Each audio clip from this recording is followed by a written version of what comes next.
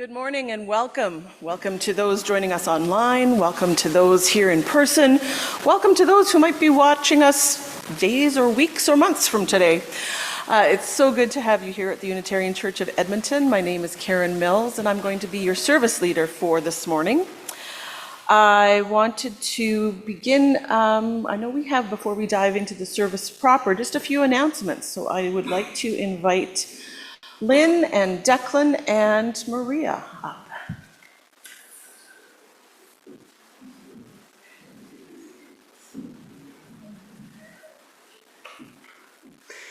Good morning. I'm Lynn Turvey. My pronouns are she, her, and I'm your president this year.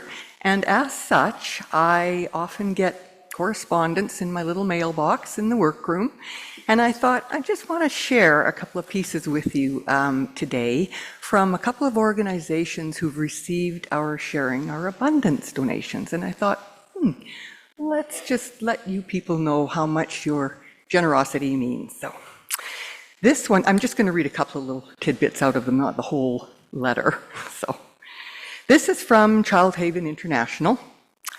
Thank you to everyone for the donation of $519.55 to be used where needed. It means a lot to the children and women overseas. Bonnie, Robin, and I see and appreciate each donation when it comes to us, including those that come electronically, and thank you with all our hearts. Progress continues on the construction of the new Hyderabad home. And then the second one is from the Youth Employment and, Youth Empowerment, it's very small print here, and Support Services. Dear friends of YES, the Unitarian Church of Edmonton, this is just a little note to express our deepest thanks to you for so generously helping to support the youth for many years and all that they seek to accomplish as they work toward their goals. Thank you for your generous gift of $445.27 and all of the good that it will help to encourage and achieve for the youth. As the youth heal and build their self-confidence, it's so wonderful to see them begin to realize their potential.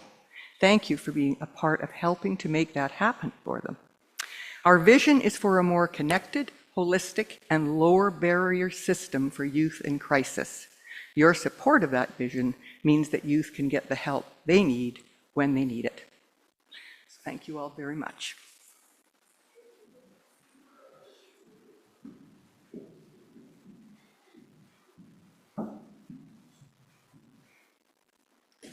It's been a few months. Does anybody remember what a movie is? Is it all just podcasts now?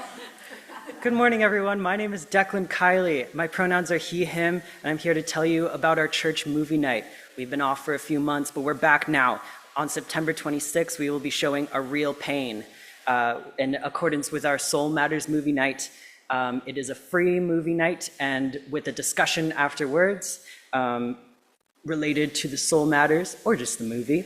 That will be September 26th, right here in the sanctuary at 6 p.m. It's free. You just need to come out and bring a snack and a beverage for yourself and enjoy a movie with us. On the big screen. On the big screen.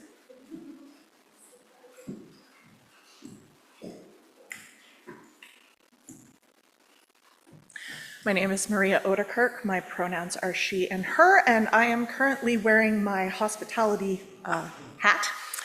We have a potluck coming up. So our first potluck of the year is going to be Sunday, October 19th, which I believe is Thanksgiving weekend? No, it's the week after, right. Good, because I need to go home and make a turkey on Thanksgiving. So I'm a big believer in true potlucks. I don't like doing the sign up for type of food you're going to bring. Just bring something to share, and we will be putting together sign up sheets to help set up and clean up probably next week, because I just didn't get that done yet. And you mentioned that's when Reverend Ann Barker is with us and doing the service.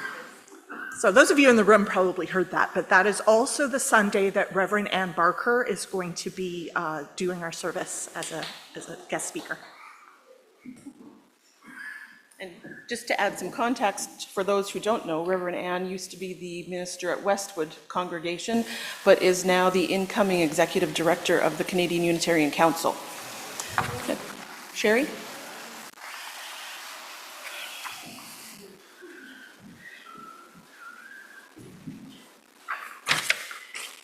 Sherry Wells, she, her, and Sylvia instructed me that I should make an announcement about a wonderful community thing we did yesterday. We raised over $100 for the entry fee for the 3.5, over 1,000, all right. Sometimes it's okay that he knows numbers. Over $1,000 for a 3.5K or 5K walk that our walking group and Raging Grannies got the money together, did the walking. We had 2 dogs to get our team of 10. And so we've helped the community with this bridge healing, which I can tell more about at coffee. And the Glenora Rotary Group is now 35 years old, and that's what they were celebrating, to raise $35,000 for that particular good project. And David and I made these signs, which we can wear over jackets, which is what Marilyn and I had a concern about. You get your t-shirts, and then in the winter, which I understand you do have the rest of the year, not just in June, that you get your jackets over your t-shirts, and people can't see the Unitarian t-shirt that Jeff wore yesterday. So with these, they go over the jackets, and we can still do outreach.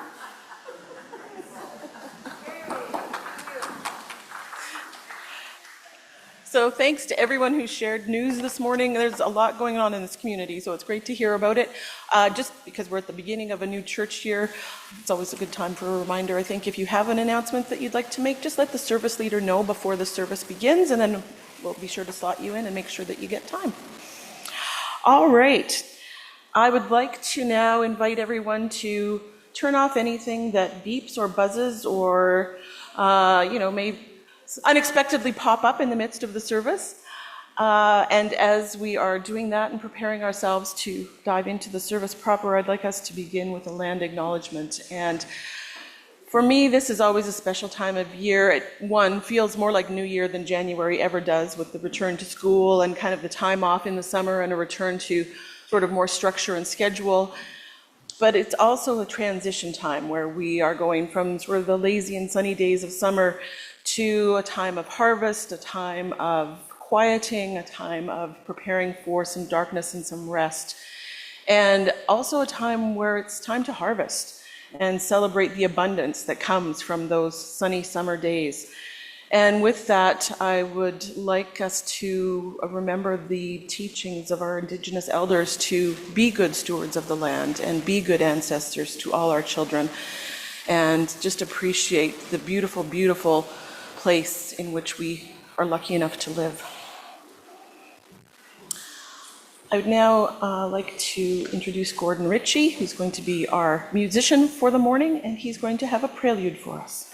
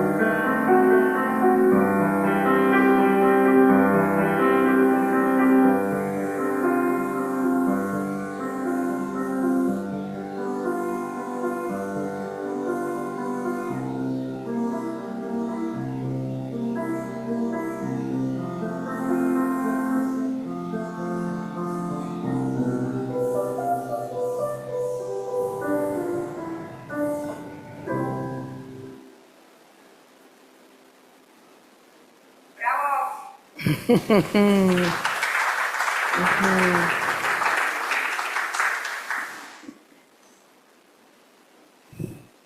you for that. I'd now like to invite Ruth forward to light our chalice. And I asked Ruth to do this for a very special reason that I didn't share with her, so this is going to be a surprise. Today's service is really centered on belonging and community. And Ruth has been a really active member of this community for quite some time and supports it in many, many different ways. One of those ways is by volunteering at the casinos that we have every couple of years. But I found out yesterday that it's not just us that she supports, but a lot of other communities and organizations. And I was working at a casino yesterday and somebody mentioned Ruth, and somebody else said, "Oh yeah, she's awesome." And then another person said, "Oh yeah, I worked with her at such and such a place." And all but one of the 8 people who were there had worked with Ruth and seen how amazing she is at different casinos and different fundraisers and different organizations. And so I just wanted to give a little shout out for that this morning.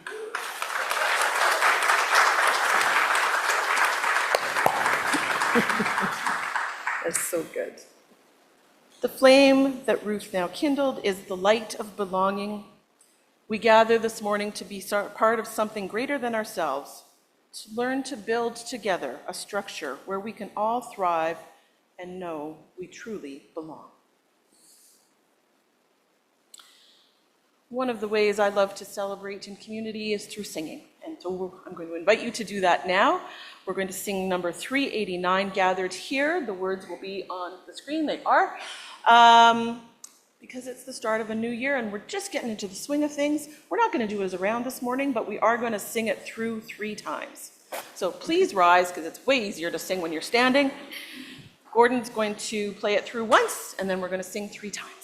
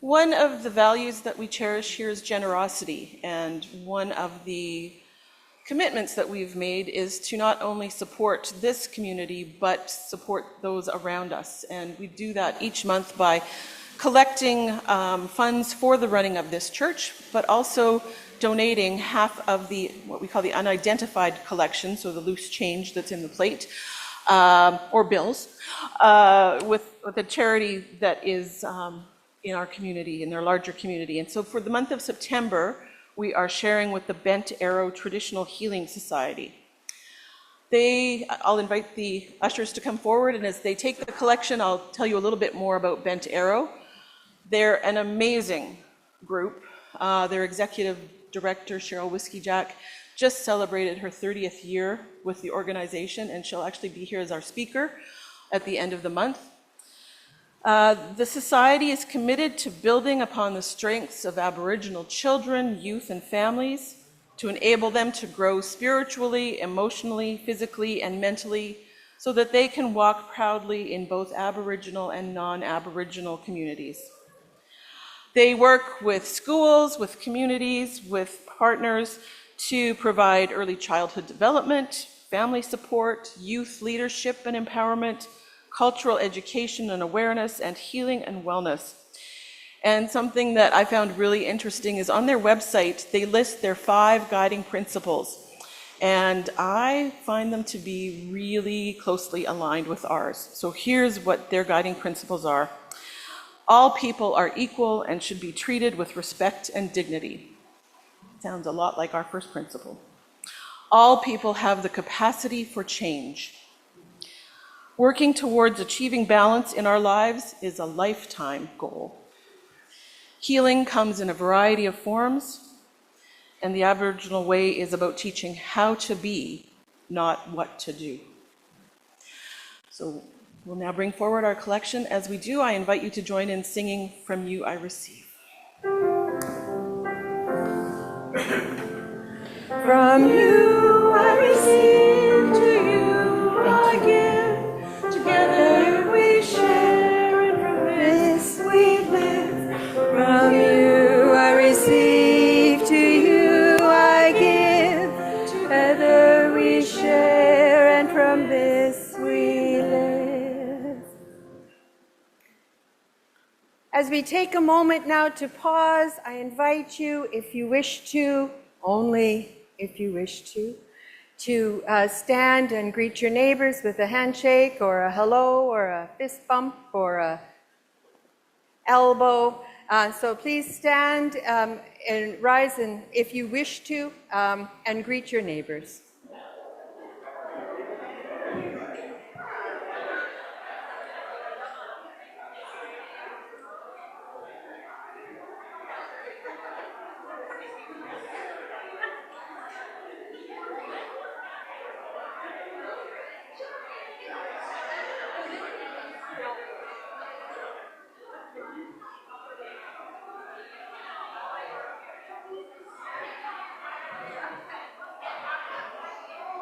They seem to like it.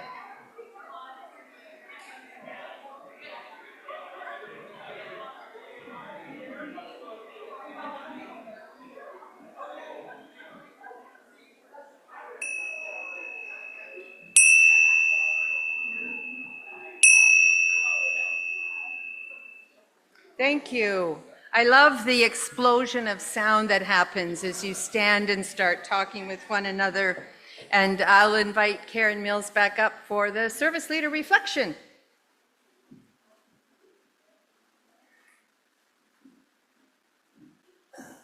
And if you got stopped mid-conversation, not to worry.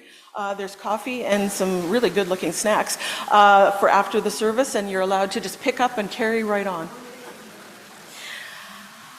When I was asked to be the service leader for this morning, I found out that Reverend Rosemary was going to be talking about a person named Peter Block and his community building ideas. I hadn't heard of him, I didn't really know about his work, and so I decided to do a little wander on the net. And what I found was actually some new ways of thinking and some concepts that really resonate with me. So it was a happy wander. Peter Block talks first about moving away from a mindset of scarcity towards a community of abundance. I really love that concept. I find it's so easy to say, oh, we don't have enough time or money or people or whatever it is. But if we waited for everything to be perfect and think we have enough of anything, we would never start, never get going. So I am really thankful that I find UCE to be a community that is just a jump in and try it. Let's get started. Let's see how this goes kind of culture. As we've just seen, we choose to share our abundance.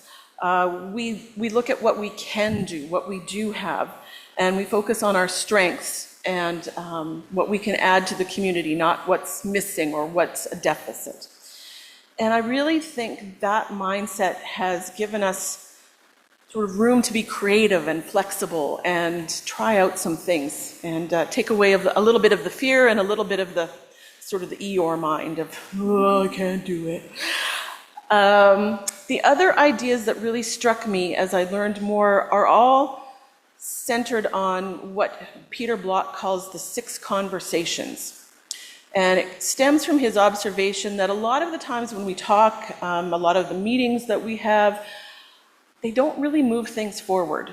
It's just a rehashing of, here's what our problems are, here's why we can't do something, here's why, I don't feel good about this, but they're not creating any different ideas. They're not moving us in a new direction. And so he has come up with, he calls them 6 conversations. I sort of found them to be more like 6 topics or 6 themes that are designed to actually break through that and make a change, make a difference. And so the themes are invitation, possibility, ownership, dissent, commitment, and gifts. And 3 in particular, the possibility, the dissent, and the gifts, have really captured my imagination because they've been framed in a way that I hadn't typically thought of those words. So Block's concept of possibility is about creating a future that we want to live in. It's not just trying to fix the present. So instead of starting with, here's where we are today, what could we tweak to make it different? You start with, what's the community I would really like to live in? What's the community I would really like to be a part of? What would really excite me if I could create this? And to me, that starting from a fresh slate opens up the conversation so much wider and really invites in new ideas, different perspectives, diverse opinions. And it builds to that question, what do we want to build together? Which I think is a lovely way to approach a community. And I was thinking about that and thinking about what we've been doing here lately, and I actually see our congregation doing a lot of that work. So in the last couple years, we've come up with a new mission, a new vision, a new covenant of right relations. Our governance and our communication teams have been asking about, what are the priorities that we see here? Where would we want to put our energy and our time next? And so we are doing that work to start to figure out what's the community we would like to be? What do we want to see in the next few years? Another of Block's ideas, and I had thought about it but not in this way, is dissent, which really just means having the freedom to say no.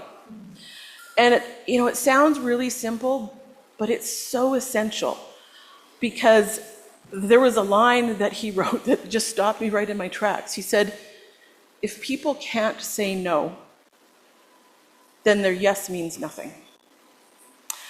And it just made so much sense that if people feel coerced or pressured or just in a place where they might not feel like they belong in a group or be welcomed in that group if they don't act a certain way or say something or hold a certain opinion, that limits their commitment, it limits the possibilities of that group, it limits that group's awareness that there might be other ways and other positions out there. So I love that idea, and it struck me that really that idea of dissent is kind of the very heart of Unitarian Universalism. We started as public dissenters when Francis David and Michael Servetus publicly disagreed with the practices of the church at the time and the idea of the Christian Trinity, and said, no, that's not how I read these documents, and that's not what I think is true, and that's not how I see we should live together. And that was in the 1500s, and we've just kind of snowballed from there. So I think we're in a pretty good position to value dissent.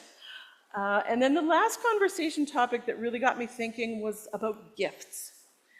And I was thinking sort of what struck me was the personality tests that in my life started in junior high, and then was a part of just about every team building exercise through my working career, about finding your own strengths, finding your own gifts, defining your own, what you bring to a group.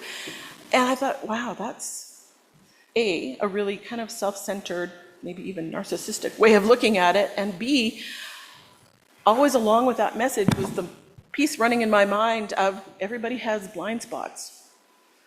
And so what do you do if you either can't see your own gifts, or you perceive what you have as a gift that really others would maybe like to re-gift or give back to you? And so in Bloch's concept of community building with gifts, he said the only way that gifts can be identified is by others sharing back to you what you've given to them.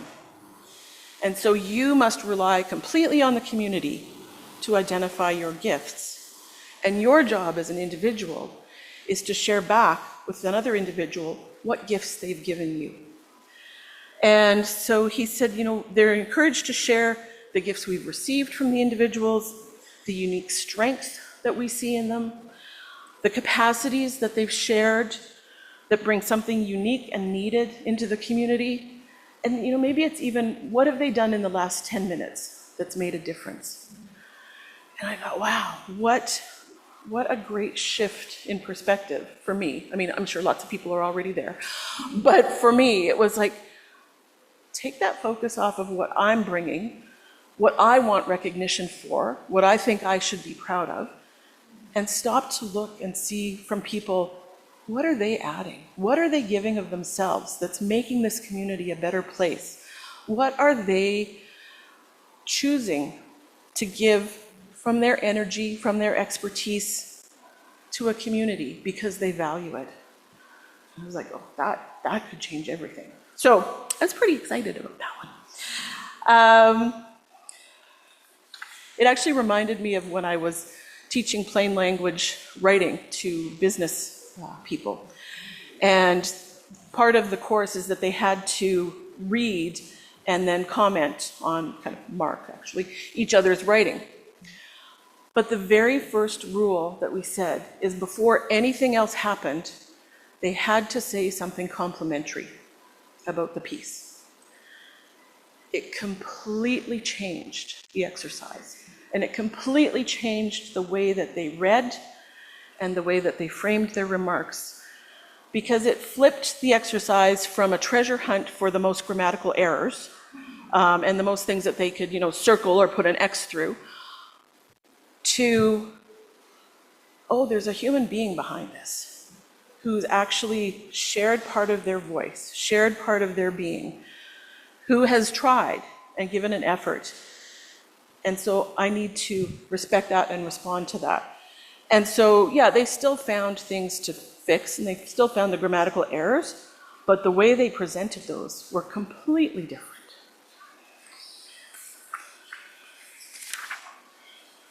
So, we're a faith community that's founded on dissent. We're cultivating a culture of abundance. Check. We've discussed a lot about possibility and the future of the goals. Good for us. We're making space for individuals to use their gifts, and hopefully I'm going to become more aware of that and a little bit more open about saying thank you for that and recognizing them. But as I was reading all of this and going down my online rabbit hole, two questions kept coming up and coming up and coming up. And I'm going to give you a spoiler alert right now. I don't have the answers, and I can't have the answers. But I think with what's coming through the rest of today, and maybe as we continue talking as a community, we'll get the answers together. But my questions are, how do we take this community that we're creating, that I think is wonderful, that I think is a really great model of how to be in community, outside of these walls? And secondly, how do we more effectively let people know that this exists, so if they want to come inside these walls, they can?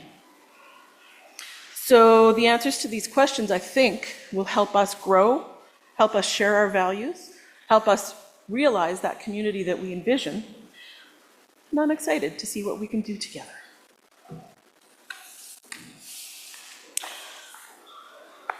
With that, I'm going to invite you into a time of meditation.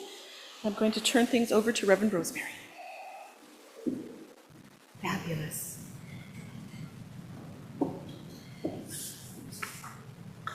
That was perfect. Thank you. Speaking of gifts, let's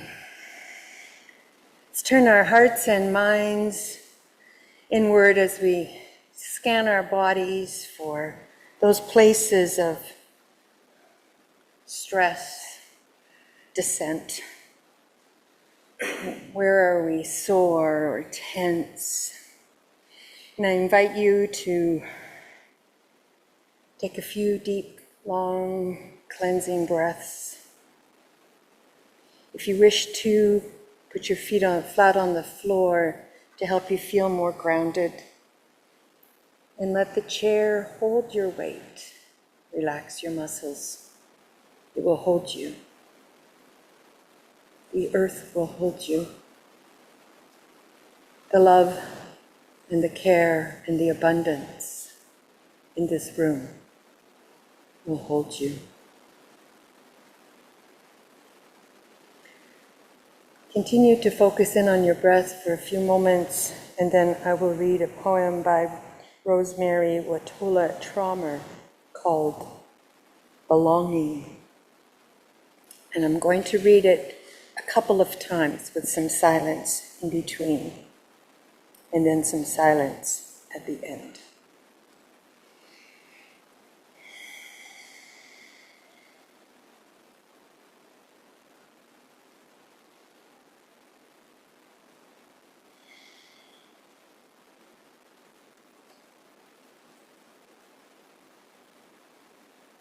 And if it's true we are alone together. The way blades of grass are alone but exist as a field. Sometimes I feel it, the green fuse that ignites us, the wild thrum that unites us, an inner hum that reminds us of our shared humanity. Just as 35 trillion red blood cells join in one body to become one blood. Just as 136,000 notes make up one symphony. Alone as we are, our small voices weave into the one big conversation. Our actions are essential to the one infinite story of what it is to be alive. When we feel alone, we belong to the great communion of those who sometimes feel alone. We are the dust that hopes, a rising of dust, a thrill of dust, the dust that dances in the light with all other dust, the dust that makes the world.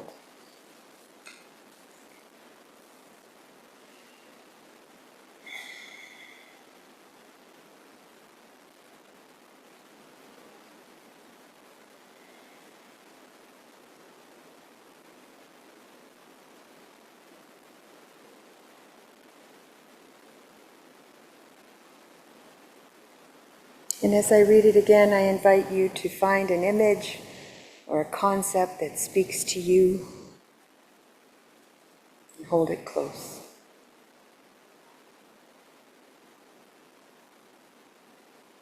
And if it's true we are alone together.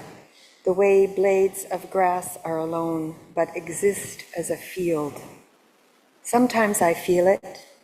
The green fuse that ignites us, the wild thrum that unites us, an inner hum that reminds us of our shared humanity. Just as 35 trillion red blood cells join in one body to become one blood. Just as 136,000 notes make up one symphony. Alone as we are, our small voices weave into the one big conversation. Our actions are essential to the one infinite story of what it is to be alive. When we feel alone, We belong to the grand communion of those who sometimes feel alone. We are the dust that hopes, a rising of dust, a thrill of dust, the dust that dances in the light with all other dust, the dust that makes the world. We'll have a few moments of silence, and then Gordon will bring us out of silence with our meditation hymn, Spirit of Life, and we will remain seated and sing it through 2 times.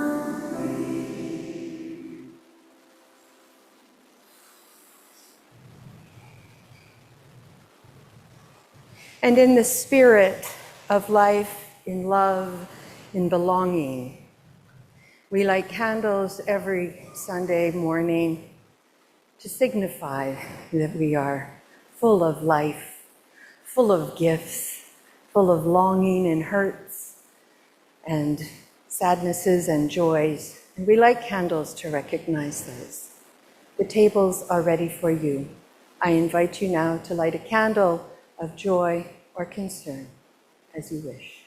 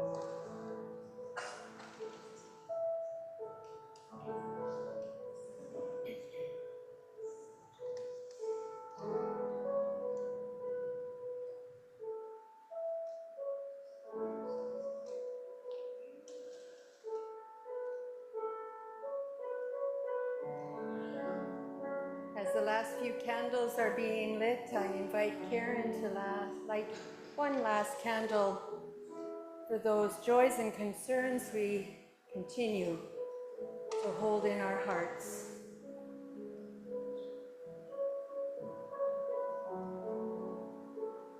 Let's gaze upon those candles, shall we? Upon the beautiful light representing our hearts and our minds and all that life brings to us. I decided to do a crazy thing today. I'm going to kick Gordon off the piano. When I realized I was going to play the piano for you and sing, my mouth went incredibly dry. So I can talk to thousands of people, but if you put me in front of a piano and make me play, I get so nervous. It's a very strange thing. So there's a song called Tending the Spark by Heather Houson that we're going to sing. And I will lead it, get us started. We're just going to sing it, just the first little bit of the song to get us used to the way it sounds and the way it feels. And we're just going to sing it over and over again and see how long we can keep that energy up and how long it may. And I want you to think about how it feels, like take note in your awareness of how it feels to sing this beautiful piece. And I know that the choir is working on this as well, and so we'll be adding some parts to it later on. So this is an introduction to the song for the congregation, but it will not be the last time. So, well worth learning. Who all knows this song? Please sing with me. And then as you get to know it, sing out. Okay? All right. Okay, we'll get started.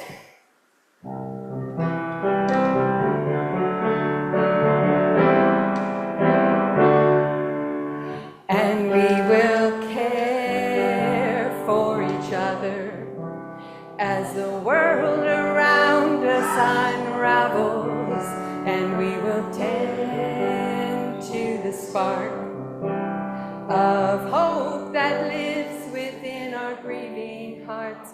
And we are here now in this present moment, lifting our voices and hearts. And we are here now, we have come together, we are the spark of hope.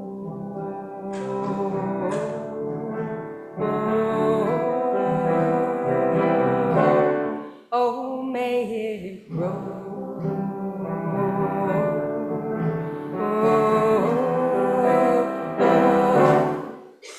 And we will care for each other as the world around us unravels, and we will tend to the spark of hope that lives within our grieving hearts. And we are here now in this present moment, lifting our voices and hearts. And we are here now, we have come together, we are tending the spark of hope.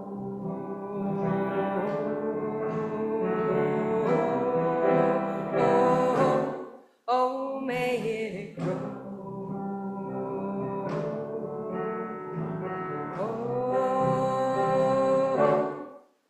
And we will care for each other as the world around us unravels, and we will tend to the spark of hope that lives within our grieving hearts.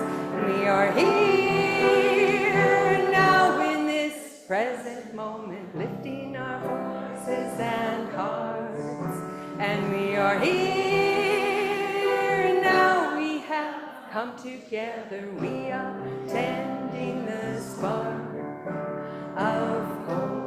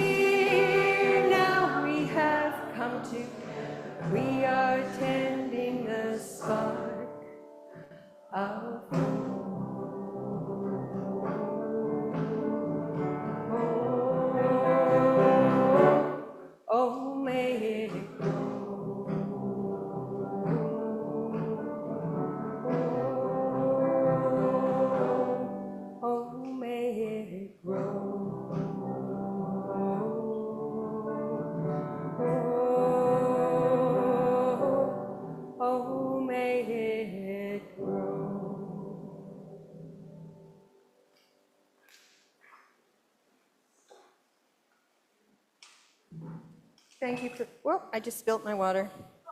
There we go. It's just water.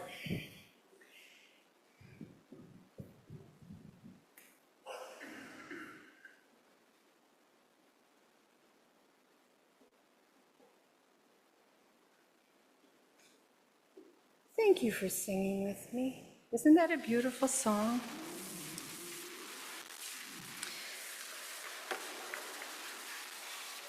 I have 3 short excerpts from Peter Bloch's book, Community, The Structure of Belonging. Thank you, Teresa. The future is created one room at a time, one gathering at a time. Each gathering needs to become an example of the future we want to create. This means the small group is where transformation takes place. Large-scale transformation occurs when enough shifts in small groups lead to the larger change. Small groups have the most leverage when they meet as part of a larger gathering. At these moments, citizens experience the intimacy of the small circle and are simultaneously aware that they are part of a larger whole that shares their concerns. The small group gains power with certain kinds of conversations. To build community, we seek conversations where people show up by invitation rather than mandate and experience an intimate and authentic relatedness. We have conversations where the focus is on the communal possibility, and there is a shift in ownership in this place, even though others are in charge. We structure these conversations so that diversity of thinking and dissent are given space. Commitments are made without barrier, and the gifts of each person and our community are acknowledged and valued. Second excerpt. I'm using the word conversation in a broad sense, he says, namely, all the ways we listen, speak, and communicate meaning to each other. So in addition to speaking and listening, this meaning of conversation includes the architecture of our buildings and public spaces, the way we inhabit and arrange a room where we come together, and the space we give to the arts. Beauty is important. Third excerpt. To make a difference in our community, we must begin by naming the existing context and evolving to a way of thinking that leads to new conversations that produce a new context. It is the shift in conversation that increases social capital. Every time we gather, it becomes a model of the future we want to create. And he says, if you really get this paragraph, this last excerpt that I read, you probably don't need to read the rest of the book. So it's an important paragraph, so I'm going to read it again. To make a difference in our community, we must begin by naming the existing context and evolving to a way of thinking that leads to new conversations that produce a new context. It is the shift in conversation that increases social capital. Every time we gather becomes a model of the future we wish to create. So here we are, right on the brink of something amazing and wonderful. I'm listening right now to Parker Palmer's book, On the Brink of Everything. Anytime I drive, I put it on. And so the view from here, as he puts it. The energy here has shifted, and we are eager to figure out what we are supposed to be doing. In the reading by Peter Bloch that I just read and what we heard from Karen, he talks about the small group being the structure of transformation. I couldn't agree more. Small group ministry expert Peter Bowden, a UU leader and teacher, talks about small groups being the unit of transformation and action within a UU church.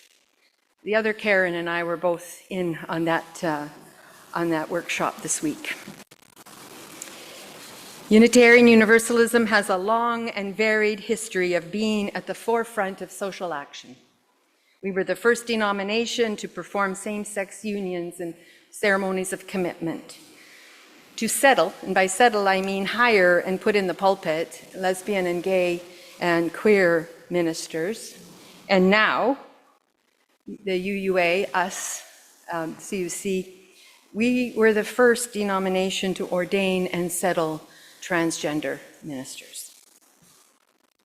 As a bit of a side note, there's two trans ministers. There's several empty pulpits in the country, but two, a little congregation called Olinda, which is near Leamington, Ontario, which is like right at the very south, kind of near Windsor, and Mississauga have just hired two trans men for their minister. And I really look forward to meeting them when the ministers gather throughout the year, and then in May when we have our big gathering. This year it will be all online, but that's okay. When Peter Block says, the future is created one room at a time, one gathering at a time, he's meaning that each gathering needs to become an example of the future we want to create.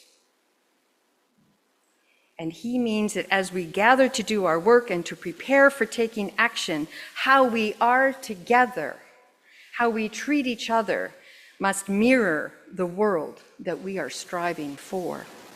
The small group is also the place we go to after we have had the action out there in society, when we've worn our badges and that say that we are proudly Unitarian Universalist.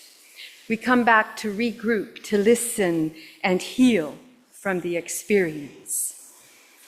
The small group then becomes the place where the energy builds. It enables us to go out into the world to be the change we want to see. And then we come back to the group to rest, to reflect, to plan, to get more energy, and then we do it all again. This process of action, reflection, and listening is a process that is tried and true. Now, I lived in the States for a while, so I never know if it's process or process, so I use them interchangeably. I don't know which one is Canadian. I've gotten mixed up with it. Anyway, so this process of action, reflection, listening, learning is how chaplaincy training is done, or clinical pastoral education, whichever UU minister has to do. I did my clinical pastoral education at Vancouver General Hospital in the burn and trauma unit.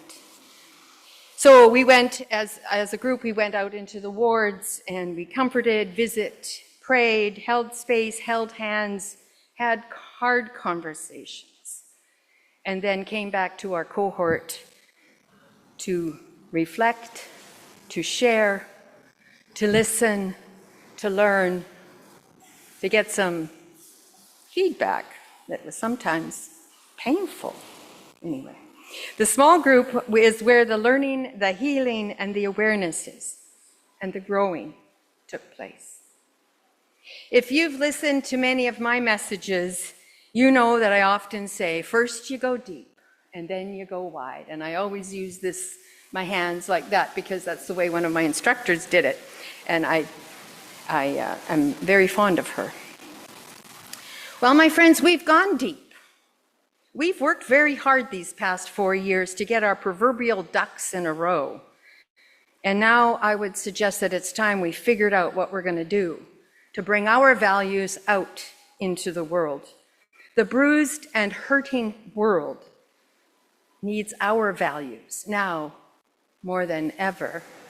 If we are to take what Rosemary Watola Trommer says in earnest, we are like blades of grass or cells in a bloodstream. It's pretty hard for us to be a field on our own, isn't it?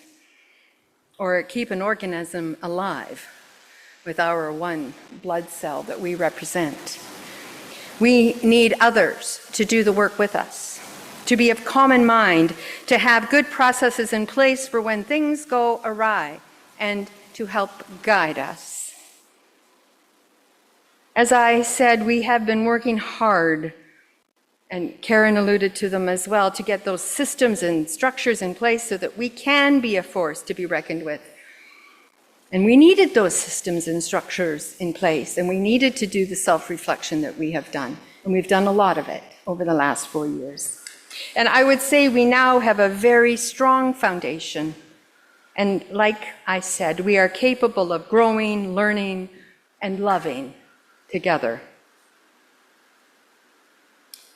However, I don't believe we are equipped to go it alone. Reverend Dr. Susan Frederick Gray, the former president of the Unitarian Universalist Association, is one of her catchphrases.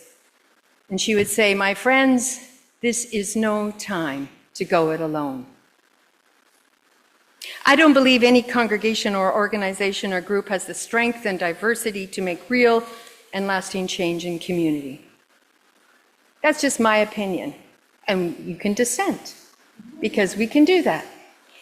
Next week, we are going to be hearing from the newly hired organizer of the Greater Edmonton Alliance for the Common Good. Juan Vargas is working very hard to get the Alliance up and running.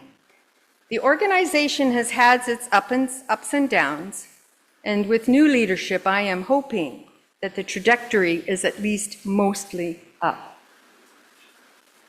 Juan is going to be speaking to us, with us, demonstrating how the organization works, and then we will be having a conversation with him. So we're going to have a service, a celebration. He'll talk about the organization.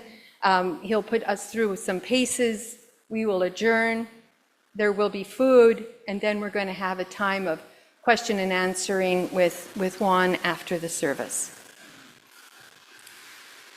Without stealing any of his thunder, I would like to say when I first began to get involved with the Alliance, I was really surprised by the way the Alliance operates. I thought, oh, it's going to be really big and huge and like just like big things. No, as Juan will say, will tell you about, it is based on one-to-one relationships. It's based on that intimate, getting to know one another in a real way about what is in our hearts and minds.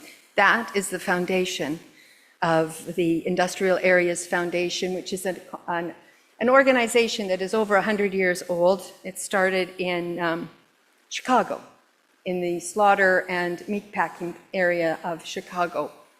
They got together and created a foundation to improve the working conditions for the people in Chicago in the early 1900s.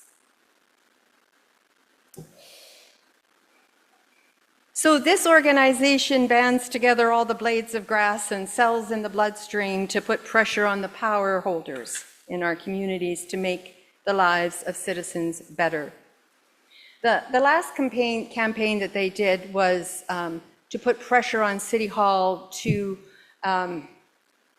well, first they figured out what a living wage in Edmonton was, and then put pressure on City Hall to only contract with contractors for all the different trades and things that they wanted to do that paid a living wage. And the city of Edmonton itself pays a living wage, but it was beyond that. Who are they hiring to get the work done? Those people too. They made a commitment to make sure that they got a living wage. So it is actually my hope that as we learn about the Alliance and the Industrial Areas Foundation and how it all works, we decide to work with all the other blades of grass in the city to put pressure, city, province, country, to put pressure on those with power to help make Edmonton a safer, more egalitarian, and kinder place to live. It just scratches the surface, I know, and I honestly don't know how it's all going to work, or even if it is. However, the road to community organizing and faith group organizing is well trodden, and we do not have to play it by ear. My friends, I have felt and heard a hunger coming from you. You are reflecting the hunger that is within me. That the time has come to stop looking inward and to begin figuring out how we can be seen and heard in the public sphere. I would like to assure you that our 4 years of building structures, relationships, understanding, hospitality, and on and on and on, we've been working hard, and those things have not gone in vain. What did I say? First we go deep, then we go wide. We have accomplished so much together in these 4 years, and when I sit in on the team meetings, I am so energized by the amazing folks that populate these teams, and I am blown away by the fabulous work they are doing and the great ideas. In talking with colleagues about their experience with alliance groups, there's one in Calgary, there's on the coast, all across Canada. I'm inspired by how the congregations they have worked with have grasped onto the alliance and have really made a difference in civil society. When we come back together next week to talk with Juan and begin to make a decision as to whether or not we want to become an alliance member, and I'm just making a suggestion. It is a suggestion that we can explore together and see if it fits. It may not. I don't know. We'll never know till we look at it. And you need to know there's a fee, so we'll have to figure out how to pay that. Work like this needs paid leadership, and that's why the alliance kind of faltered, is because there wasn't good leadership. And the only way to pay leadership is with the people and organizations chipping in. I personally believe strongly in what the alliance is doing. I am on their board, and I want to be that blade or grass or note in a symphony with work that works with the other blades and the other notes to create something worthwhile. What did Susan Frederick Gray said? For this is no time to go it alone. There is too much out there that doesn't fit our values. There are too many people out there hurt and dismayed that calls for a large-scale response. So I urge you to come back next week and to bring your friends and neighbors to join with us in making a difference. We have to start somewhere. And the alliance is where many UU congregations have joined in with to make that difference. Let's see if it can work for us too. Who knows? It might not. Let's begin to feed that hunger that is brewing in myself and many of you too. So, the social action team will be working with myself and Juan to bring an amazing celebration of our potential next week. You don't want to miss it. I'll end with a tiny little story. What's the time? Oh, maybe not. Tiny.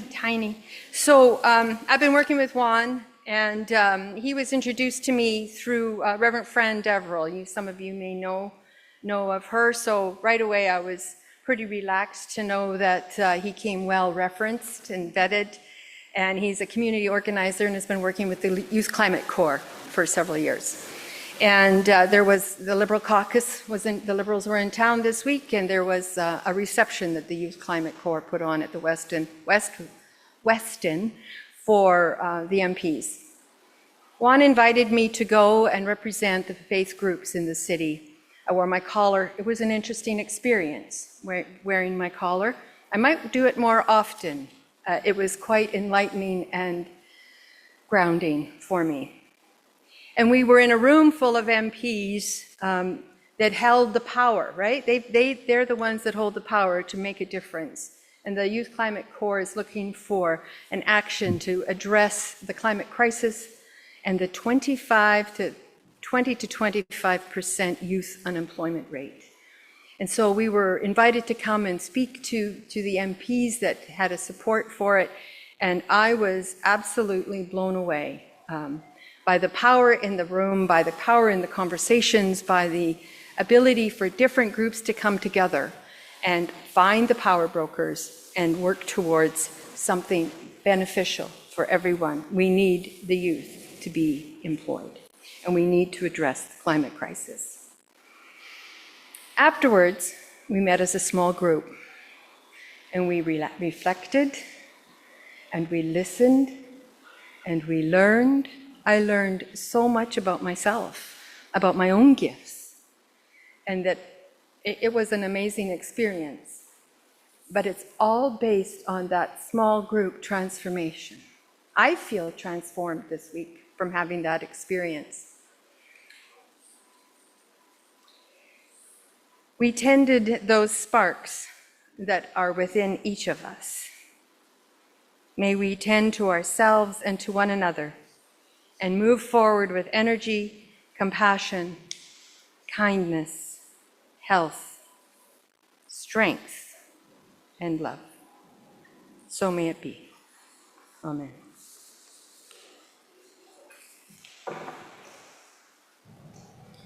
And let's conclude by singing Woyaya, hymn 1020, because we don't know where we're going, do we? No clue. We don't know. But we'll get there. Heaven knows we'll get there. Please rise in body or in spirit and sing our closing hymn 1020, Woyaya.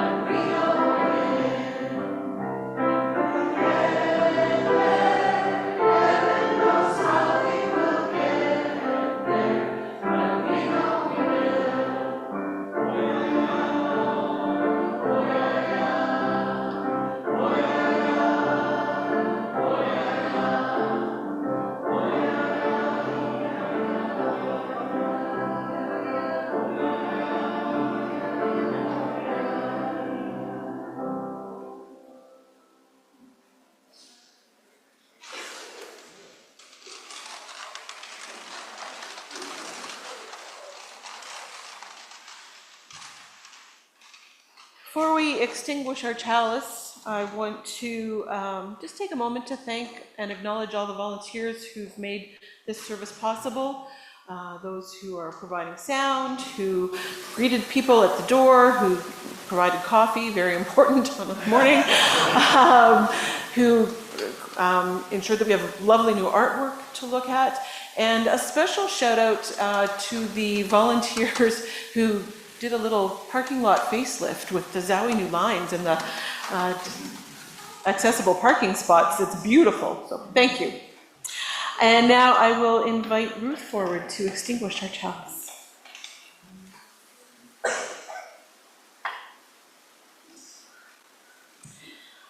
Reverend Michelle Collins writes, "As we leave this sacred hour, may this welcome we received become the welcome we extend. Let us meet the world with open hearts, open hands, and the audacity to build spaces where every soul feels at home."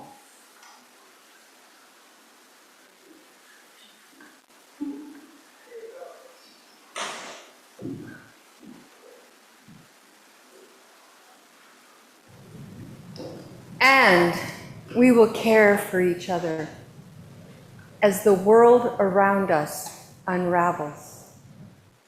And we will tend to the spark, every single one of us, of hope that lives within our grieving hearts. And we are here now, right now, in this present moment. lifting our voices and hearts. And we are here now. We have come together. We are tending the spark of hope. Oh, may it grow. Go in peace, gentle people, go in peace. I invite you to make a weird circle and connect with one another, elbows, link arms. No need to hold hands if you don't want to.